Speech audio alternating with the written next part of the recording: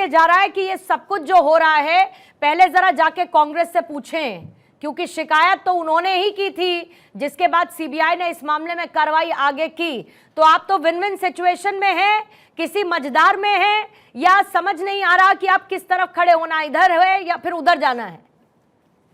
देखिए, कांग्रेस पार्टी दिल्ली की जनता के साथ खड़ी है।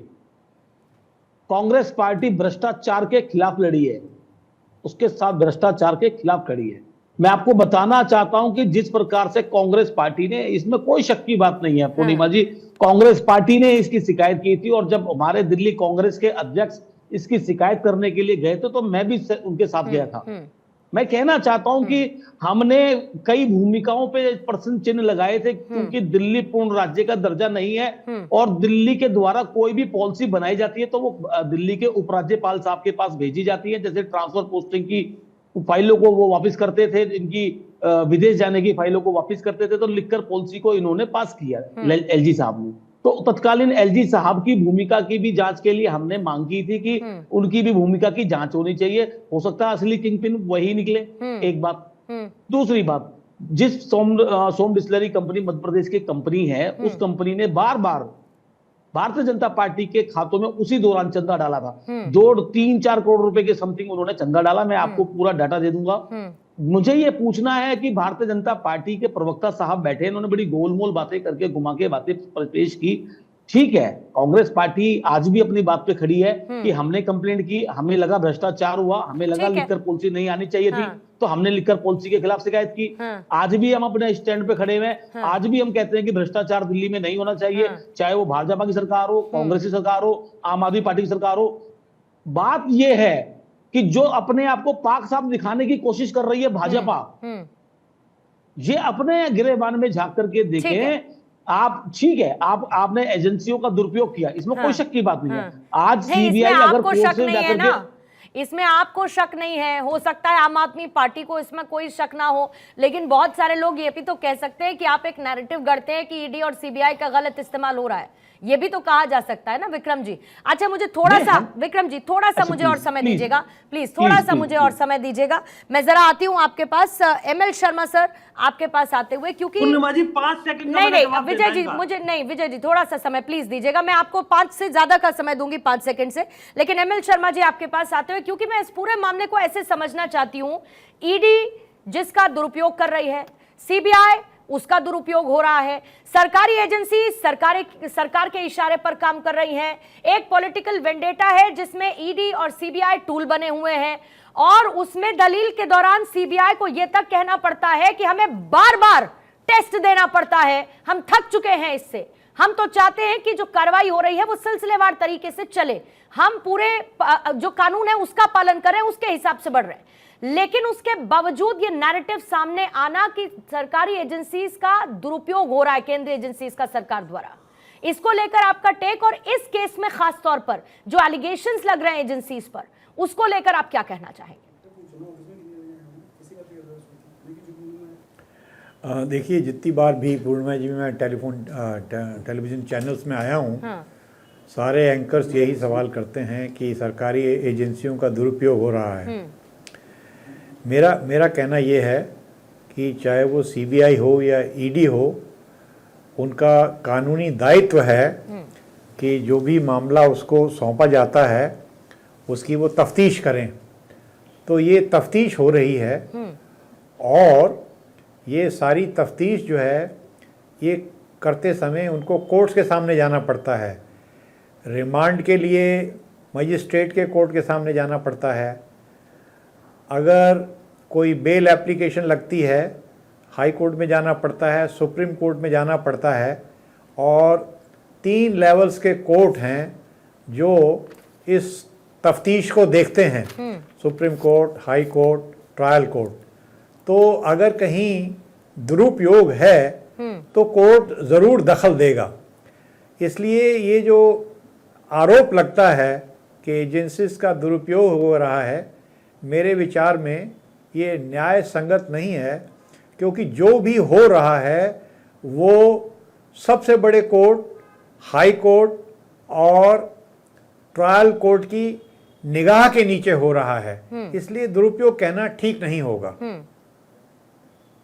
नहीं शर्मा साहब, ये विपक्ष के एलिगेशंस हैं और शायद यही वजह है कि आपसे ये सवाल हर जगह पूछा जाता हो, क्योंकि अभी अभी आपने आम आदमी पार्टी के प्रवक्ता को सुना, आपने कांग्रेस के प्रवक्ता को सुना, या बाकी केसेस में भी जब ये आरोप लगाए जाते हैं तो ये कहा जाता है कि इन सरकारी एजेंसीज का दुरुपयोग सरकार कर रही है और एक पॉलिटिकल वेंडेटा के लिए इनको एक टूल की तरह इस्तेमाल करती है। शायद यही एक वजह है कि आपसे सवाल पूछा जाता है। लेकिन इस पूरे मामले में एक चीज और समझना आपसे बहुत जरूरी है कि एक उनकी गिरफ्तारी को लेकर कि इतने समय तक गिरफ्तारी क्यों नहीं की, फिर चार्जशीट को लेकर, फिर ये कहा जा रहा है कि जो गवाह था उसको आपने आरोपी बना दिया।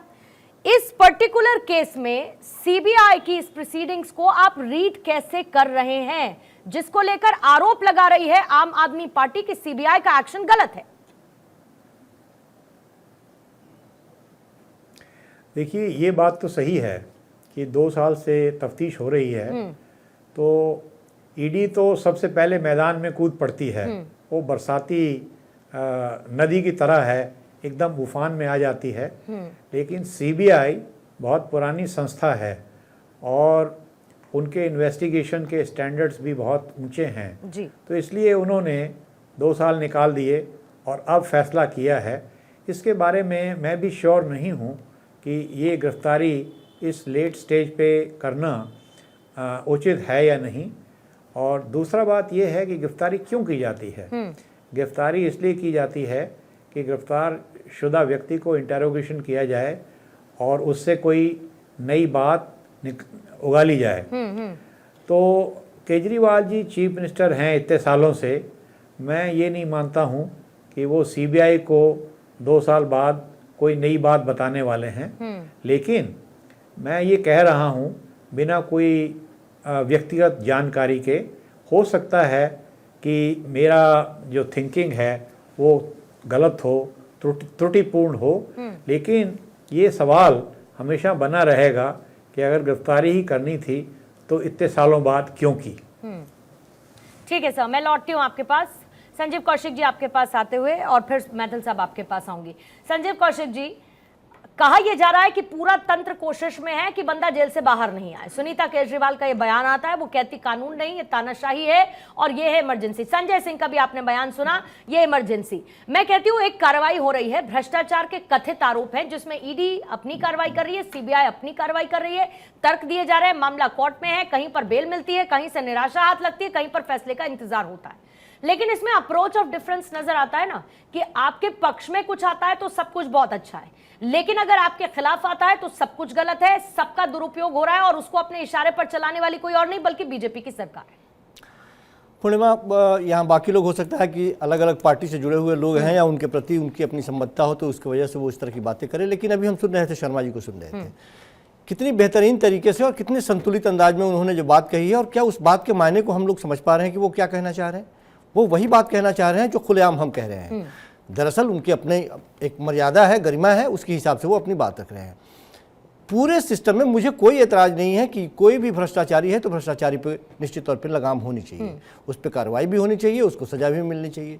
लेकिन फिर मैं कह रहा हूँ ये शब्द जो है वो भारतीय जनता पार्टी ने ही ईजाद किया है, क्रोनोलॉजी शब्द इस्तेमाल किया इन लोगों ने। जब आप उस क्रोनोलॉजी को देखती हैं तो आपको पता चलता है कि किस तरह से लोअर कोर्ट के फैसले आते हैं। उस फैसले का जो ऑर्डर अभी हाथ में नहीं मिलता है तब तक ईडी चली जाती है, हाई कोर्ट चली जाती है, ईडी हाई कोर्ट जाती है बगैर किसी फैसले के, वहाँ पे फैसला हो जाता है तुरंत कि नहीं, पहले वाले को सस्पेंड कर दिया जाए, ये बेल किसी काम का नहीं रहा, इस पे हम सुनवाई करेंगे। उस पर सुनवाई की जाती है, उस पर सुनवाई करके वो रिजर्व रखते हैं। होता है कि अगले दिन इस पे सुप्रीम कोर्ट में सुनवाई होनी है, उसके बाद में ये निकल जाएंगे, बाहर निकल जाएंगे, तब तक पता चल जाए कि एक शाम पहले सीबीआई जाकर के गिरफ्तार करने की बात होने लगती है, सीबीआई ने गिरफ्तार कर लिया। आखिर अरविंद केजरीवाल के साथ इस तरह से एक आतंकवादी उग्रवादी के जैसे बर्ताव क्यों एक चुने हुए मुख्यमंत्री के साथ, जो मुख्यमंत्री, कोर्ट भी ये बात कह रही है कि ऐसा पुराना रिकॉर्ड नहीं है, भगोड़े नहीं है, बाहर बंदूक लेके नहीं घूम रहे हैं। यदि बेल देने की बात है तो आखिर पूरा सिस्टम भारतीय जनता पार्टी, और ये कहने में हमें कोई गुरेज नहीं है, कोई शिकायत नहीं है कि पूरा सिस्टम दिखाई दे रहा है कि भारतीय जनता पार्टी के मंशा को कैसे पूर्ण कर दें हम, कैसे जो भारतीय जनता पार्टी की सरकार चाहती है उस सरकार की बातों को हम सही सिद्ध कर दें। मैं बार बार एक बात कहता हूं कि एक सवाल तो बना ही रहेगा ना, ये कितने दिनों से, कब एफआईआर दर्ज हुआ, कब सीबीआई जांच की। सीबीआई खुद कहती है ये बात कि इलेक्शन के वजह से मैं चुप्पी साध के बैठा था, वो ये और बात मामला कहती है। कोर्ट में है, ये भी एक वजह रही। दूसरी बात सीबीआई ये भी कहती है, जो झूठ परोसने की बात होती है, अरविंद केजरीवाल खुलेआम एक चैनल का भी नाम लेके वो ये बात कहते हैं कि वो झूठ फैलाने का प्रयास कर रहा है और पार्टी में इस तरह से दरार डालने या ये अनैतिक बातें करने का प्रयास किया जा रहा है। सीबीआई धमकी देती है कि और सारी बातें हमारे पास, जज पूछता है और सारी कौन सी बातें हैं बताइए, इस तरह का कहाँ एविडेंस है आपके पास। ये तमाम सिस्टम बताते हैं कि आप जानबूझ करके एक ऐसी पार्टी को, जो पार्टी लगातार, और मैं बार बार एक बात कहता हूं कि ये बहुत बड़ी त्रासदी है भारतीय जनता पार्टी के लिए, और ये दंश भी है कि दिल्ली में उनके नाक के नीचे आम आदमी पार्टी उनके नाक से पानी पिला देती है उनको। ये पूरे हिंदुस्तान में चारों तरफ से आते हैं। आज भी की बात कर लें आप, भारतीय जनता, ठीक है 7 सीटों पर भारतीय जनता पार्टी जीत गई, यहाँ पे कहने में कोई गुरेज नहीं है, लेकिन आम आदमी पार्टी जिसको आप मारना चाहते थे, उसके वोट प्रतिशत में इजाफा हुआ या माइनस हुआ, ये बताइए।